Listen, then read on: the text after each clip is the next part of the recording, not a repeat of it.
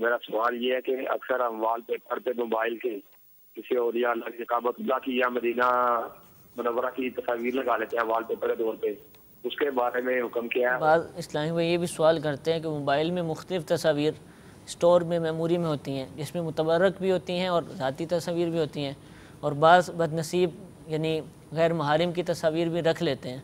तो क्या ये एक साथ सारे तस्वीर एक ही मेमोरी कार्ड में रख सकते हैं? देखें, वो चाहे मुतबर्रक तस्वीर हों या ना हों, ठीक है, जो गलत चीज़ है उसको तो रखना वैसे ही गलत होगा।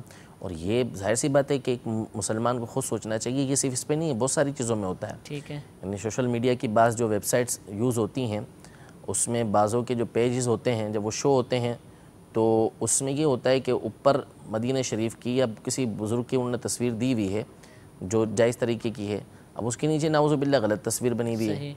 तो अब ये ख़ुद तसव्वुर करना चाहिए कि एक तो है ही गलत वो, फिर ऊपर से जो है वो जुर्म बालाए जुर्म के एक जो है इतनी मुतबर्रक जगह को आपने उसके साथ लगा दिया है।